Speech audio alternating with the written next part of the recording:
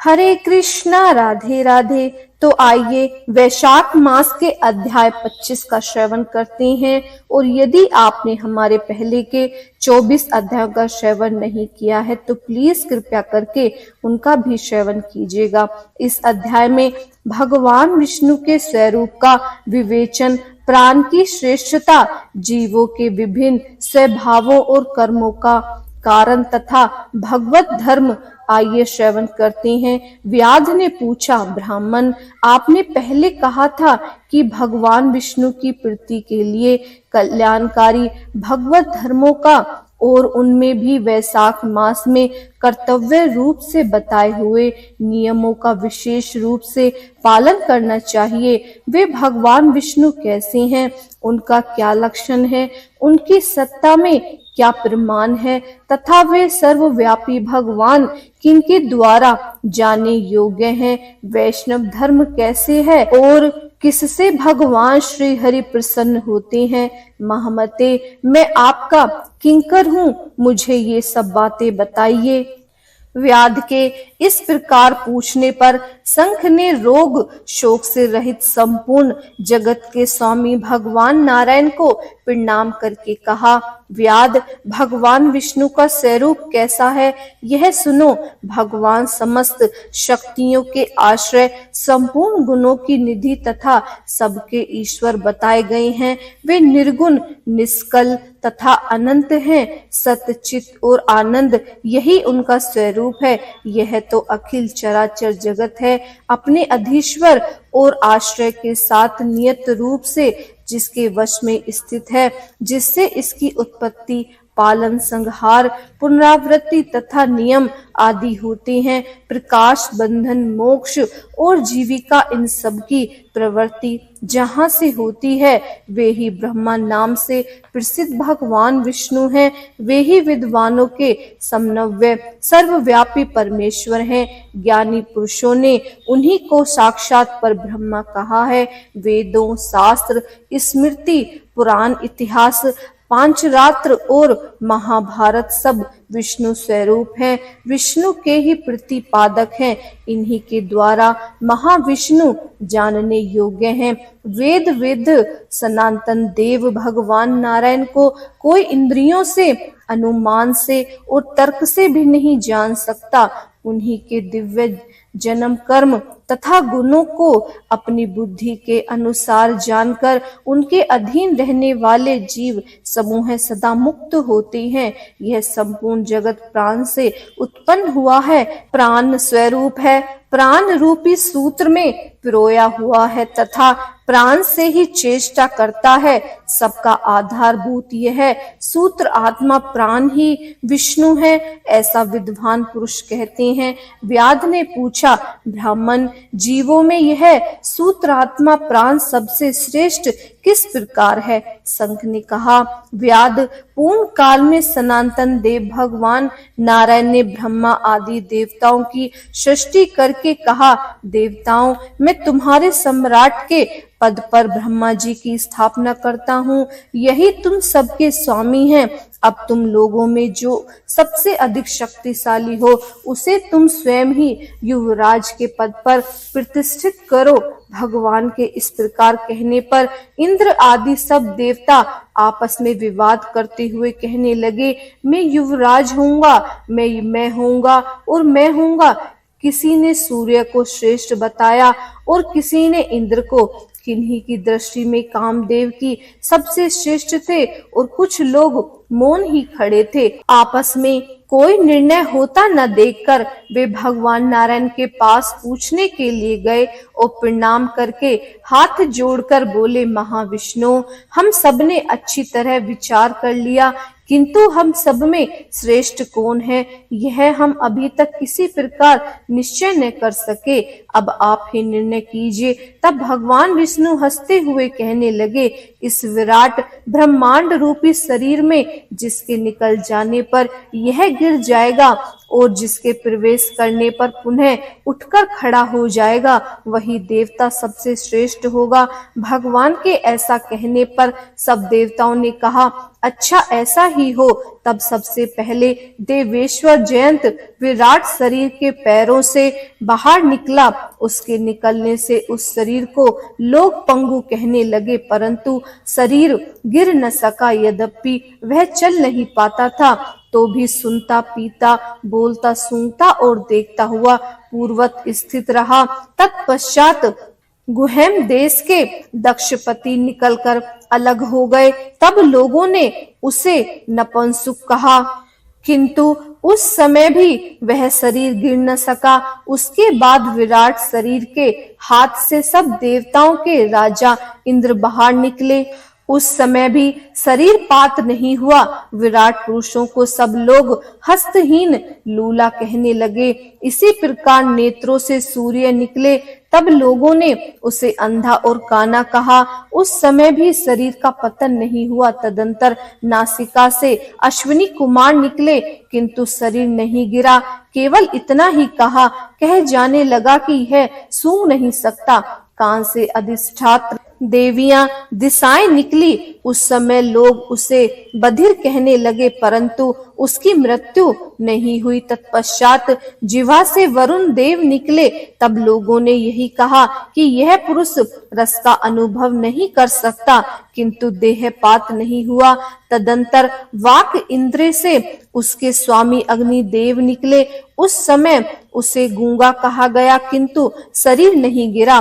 फिर अंतःकरण से बोध स्वरूप रुद्र देवता अलग हो गए। उस दिशा में लोगों ने उसे जड़ कहा, किंतु शरीर पात नहीं हुआ। उसके अंत में उस शरीर से प्राण निकला। तब लोगों ने उसे मरा हुआ बताया। इससे देवताओं के मन में बड़ा विस्मय हुआ। वे बोले, हम लोगों में से जो भी इस शरीर में प्रवेश करके इसे पूर्वत उठा देगा, जीवित कर देगा, वही युवराज होगा। ऐसी प्रतिज्ञा करके सब क्रमशः उस शरीर में प्रवेश करने लगे। जयंत ने पैरों में प्रवेश किया, किंतु वह शरीर नहीं उठा। प्रजापति दक्ष ने गुहेम इंद्रियों में प्रवेश किया, फिर भी शरीर नहीं उठा। इंद्र ने हाथ में, सूर्य ने नेत्रों में, दिशाओं ने कानों में, वरुण देव ने जिह्वा में, अश्विनी कुमार ने नासिका में, अग्नि ने वाक में, इंद्र ने तथा रुद्र ने अंतःकरण में प्रवेश किया, किंतु वह शरीर नहीं उठा। सबके अंत में प्राण ने प्रवेश किया। तब वह शरीर उठकर खड़ा हो गया। तब देवताओं ने प्राण को ही सब देवताओं में श्रेष्ठ निश्चित किया। बल, ज्ञान, धैर्य, वैराग्य और जीवन शक्ति में प्राण को ही सर्वाधिक मानकर देवताओं ने उसी को युवराज पद पर अभिषिक्त किया। इस उत्कृष्ट स्थिति के कारण प्राण को उकत कहा गया। अतः समस्त चराचर जगत प्राणात्म है। भगवान जगदीश्वर प्राण अपने पूर्व एवं बलशाली अंशों द्वारा सर्वत्र परिपूर्ण है। प्राणहीन जगत का अस्तित्व नहीं है। प्राणहीन कोई भी वस्तु वृद्धि को नहीं प्राप्त होता। इस जगत में किसी भी प्राणहीन वस्तु की स्थिति नहीं है। इस कारण प्राण सब जीवों में श्रेष्ठ है। सबका अंतरात्मा और सर्वाधिक बलशाली सिद्ध हुआ। इसीलिए प्राणोपासक प्राणों को ही सर्वश्रेष्ठ कहते हैं। प्राण सर्वदेवात्मक है। सब देवता प्राण में है। वे भगवान वासुदेव का अनुगामी तथा सदा उन्हीं में स्थित है। मनुष्य पुरुष प्राणों को महाविष्णु का बल कहते हैं। महाविष्णु के महात्म्य और लक्षणों को इस प्रकार जानकर मनुष्य पूर्व बंधन का अनुसरण करने वाले अज्ञान में लिंगों को उसी प्रकार त्याग देता है, जैसे सर्प पुरानी केचुल को लिंग देह का त्याग करके वह परम पुरुष अनाम्य भगवान नारायण को प्राप्त होता है। शंख मुनि की कही हुई यह बात सुनकर व्याध ने पुनः पूछा, ब्राह्मण, यह प्राण जब इतना महान प्रभावशाली और इस संपूर्ण जगत का गुरु एवं ईश्वर है, तब लोक में इसकी महिमा क्यों नहीं प्रसिद्ध हुई? शंख ने कहा, पहले की बात है, प्राण अश्वमेघ यज्ञों द्वारा अनामय भगवान नारायण का यजन करने के लिए गंगा के तट पर प्रसन्नता पूर्वक गया। अनेक मुनि गणों के साथ उसने फलों के द्वारा पृथ्वी का शोधन किया। उस समय वहां समाधि में स्थित हुए महात्मा कनव बांबी की मिट्टी में छिपे हुए बैठे थे। हल जोतने पर बांबी गिर जाने से वे बाहर निकल आए और क्रोध पूर्वक देखकर सामने खड़े हुए महाप्रभु प्राण को श्राप देते हुए बोले, देवेश्वर, आज से लेकर आपकी महिमा तीनों लोकों में विशेषतः भूलोक में प्रसिद्ध न होगी। हाँ, आपके अवतार तीनों लोकों में विख्यात होंगे। व्याध तभी से संसार में महाप्रभु प्राण की महिमा प्रसिद्ध नहीं हुई। भूलोक में तो उसकी विख्याति विशेष रूप से नहीं। व्याध ने पूछा, महामते, भगवान विष्णु के रचे हुए कीड़ों एवं सहस्त्रों सनातन जीव नाना मार्ग पर चलने और भिन्न भिन्न कर्म करने वाले क्यों दिखाई देते हैं? इन सब का एक सा स्वभाव क्यों नहीं है? यह सब विस्तार पूर्वक बतलाइए। शंख ने कहा, रजोगुण, तमोगुण और सतोगुण के भेदों से 3 प्रकार के जीव समुदाय होते हैं। उनमें राजस स्वभाव वाले जीव राजस कर्म, तमोगुणी जीव तामस कर्म तथा सत्व स्वभाव वाले जीव सात्विक कर्म करते हैं। कभी कभी संसार में इनके गुणों में विषमता भी होती है। उसी से वे उच्च और नीच कर्म करते हुए तदनुसार फल के भागी होते हैं। कभी सुख, कभी दुख और कभी दोनों को ही ये मनुष्य गुणों की विषमता से प्राप्त करते हैं। प्राकृतिक में स्थित होने पर जीव इन तीनों गुणों से बंधे होते हैं। गुण और कर्मों के अनुसार उनके कर्मों का भिन्न भिन्न फल होता है।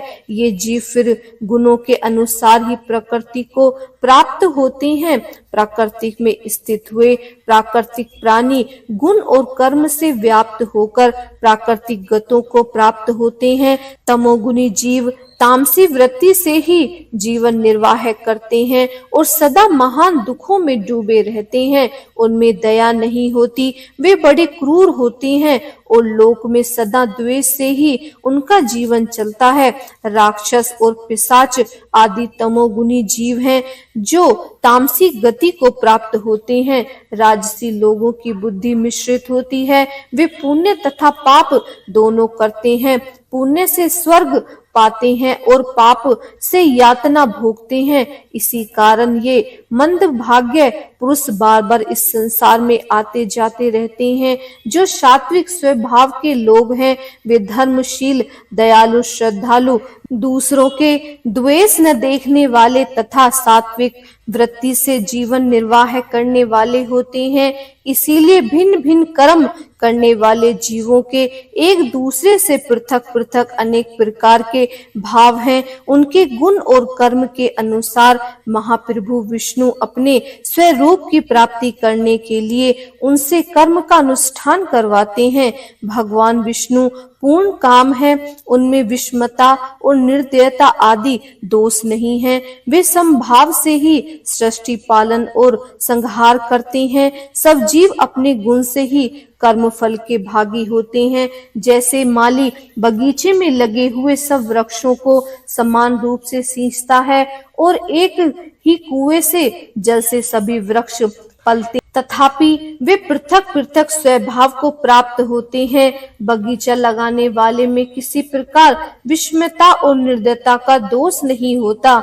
देव आदि देव भगवान विष्णु का एक निमेष ब्रह्मा जी के एक कल्प के समान माना गया है। ब्रह्म कल्प के अंत में देवादि देव श्री रोमानी भगवान विष्णु का उन्मेष होता है, अर्थात वे आंख खोलकर देखते हैं। जब तक निमेष रहता है तब तक प्रलय है। निमेष के अंत में भगवान अपने उदर में स्थित संपूर्ण लोकों की सृष्टि करने की इच्छा करते हैं। सृष्टि की इच्छा होने पर भगवान अपने उदर में स्थित हुए अनेक प्रकार के जीव समूह को देखते हैं। उनकी कुक्षी में रहते हुए भी संपूर्ण जीव उनके ध्यान में स्थित होते हैं, अर्थात कौन जीव कहाँ किस रूप में है, इसकी स्मृति भगवान को सदा बनी रहती है। भगवान विष्णु उनसे संयुक्त चतुर्व्यूहात्मक महाविष्णु ने पूर्ण काम होकर ही भिन्न भिन्न कर्म और वासना वाले लोगों की सृष्टि की है। उन्मेष काल का अंतर होने पर भगवान विष्णु पुनः योग माया का आश्रय लेकर व्यूहगामी संकर्षण स्वरूप से इस चराचर जगत का संहार करते हैं। इस प्रकार महात्मा विष्णु का यह सब चिंतन करने योग्य कार्य बतलाया गया है, जो ब्रह्मा आदि योगों से संपन्न पुरुषों के लिए भी अचित्य एवं दुर्भाग्य है। व्याध ने पूछा, मुने, भगवत धर्म कौन कौन से हैं और किनके द्वारा भगवान विष्णु प्रसन्न होते हैं? शंख ने कहा, जिसके अंतःकरण की शुद्धि होती है, जो साधु पुरुषों का उपकार करने वाला है तथा जिसकी किसी ने भी निंदा नहीं की है, उसे तुम सात्विक धर्म समझो। वेदों और स्मृतियों में बताए हुए धर्म का यदि निष्काम भाव से पालन किया जाए तथा वह लोक से विरुद्ध न हो तो उसे भी सात्विक धर्म जानना चाहिए। वर्ण और आश्रम विभाग के अनुसार जो चार चार प्रकार के धर्म हैं, वे सभी नित्य नैमित्तिक और काम्य भेद से तीन प्रकार के माने गए हैं। वे सभी अपने अपने वर्ण और आश्रय के धर्म सब भगवान विष्णु को समर्पित किए जाते हैं। तब उन्होंने सात्विक धर्म जानना चाहिए। वे सात्विक धर्म ही मंगलमय भगवत धर्म है। अनन्य देवताओं की प्राप्ति के लिए सकाम भाव से किए जाने वाले धर्म राजस माने गए हैं।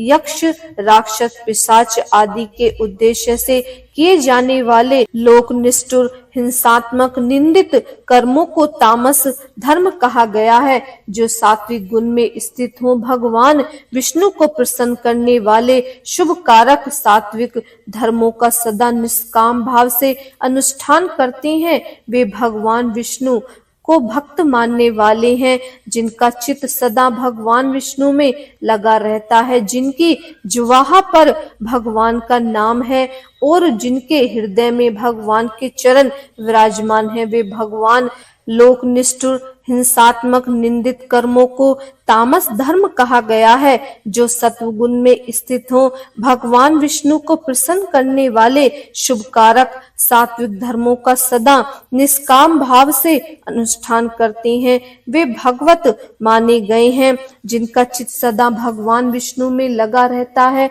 जिनकी जिह्वा पर भगवान का नाम है और जिनके हृदय में भगवान के चरण विराजमान है, वे भगवत कहे गए हैं।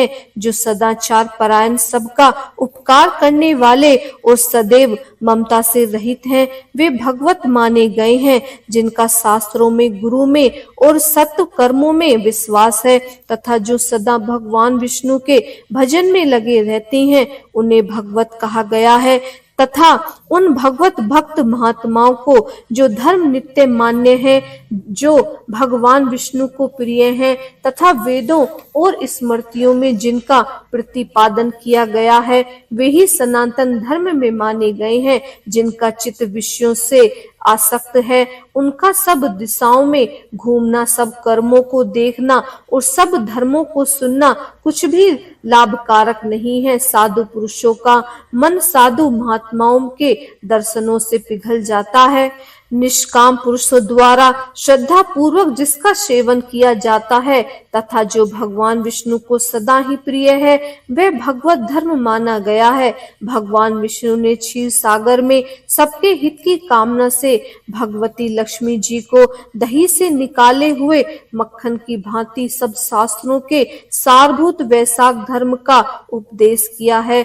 जो दंभ रहित होकर वैशाख मास के व्रत का अनुष्ठान करता है, वह सब पापों से रहित हो सूर्य मंडल को भेद कर भगवान विष्णु के योग दुर्लभ परम धाम में जाता है। इस प्रकार द्विज श्रेष्ठ शंख के द्वारा भगवान विष्णु के प्रिय वैशाख मास के धर्मों का वर्णन होते समय वह 5 शाखाओं वाला वट वृक्ष तुरंत ही भूमि पर गिर पड़ा। उसके खोल में से एक विकराल अजगर रहता था। वह भी पाप योनि में शरीर को त्याग कर तत्काल दिव्य स्वरूप हो मस्तक झुकाए शंख के सामने हाथ जोड़कर खड़ा हो गया। हरे कृष्णा, राधे राधे। अध्याय समाप्त। उम्मीद है आपको ये अध्याय पसंद आया होगा, और यदि पसंद आया हो तो प्लीज हमारे चैनल को सब्सक्राइब कीजिए, लाइक कीजिए और इस वीडियो को ज्यादा से ज्यादा शेयर कीजिए। हरे कृष्णा, राधे राधे।